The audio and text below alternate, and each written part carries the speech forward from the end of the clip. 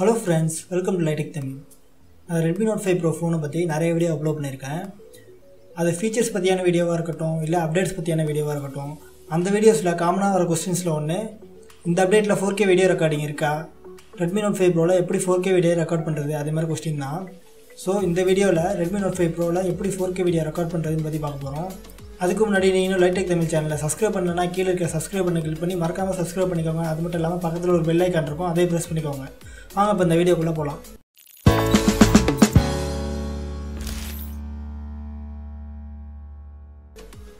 Redmi Note 5 Proல 4K video recording பண்றதுக்கு ஒரு app தேவைப்படும். அந்த ஆப் நேம் என்னன்னு பார்த்தோம்னா ஓபன் கேமரா. இந்த ஆப் Play Storeலயே அவேilable இருக்கு. நீங்க அதை இன்ஸ்டால் பண்ணிக்கோங்க.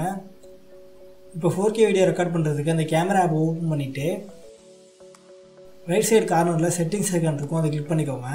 அதில் வீடியோ செட்டிங் உள்ளே போனீங்கன்னா வீடியோ ரெசல்யூஷன் இருக்கும். அதை கிளிக் பண்ணிக்கோங்க. அதில் 4K அல்ட்ரா ஹெச்டின்னு ஒரு ஆப்ஷன் இருக்கும். அதை சூஸ் பண்ணிக்கோங்க.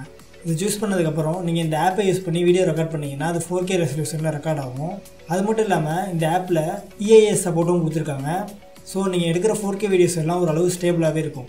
இப்போ நீங்கள் பார்க்குற இந்த சாம்பிள் வீடியோ நான் Redmi Note 5 Proல ஓப்பன் கேமரா யூஸ் பண்ணி 4K ரெசல்யூஷனில் எடுத்தது.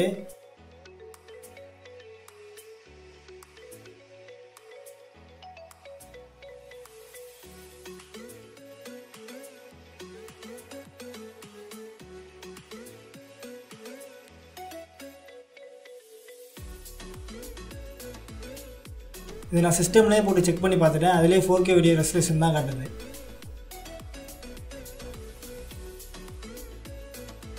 அது மட்டும் இல்லாமல் இந்த ஆப்பில் 4K 60 frames per second support கொடுத்துருக்காங்க.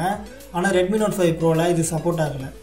இந்த ஆப்போட ப்ளஸ் பாயிண்ட் என்னென்னு பார்த்தோம்னா இந்த ஆப்பை யூஸ் பண்ணுறதுக்கு நீங்கள் ரூட் பண்ண தேவையில்லை.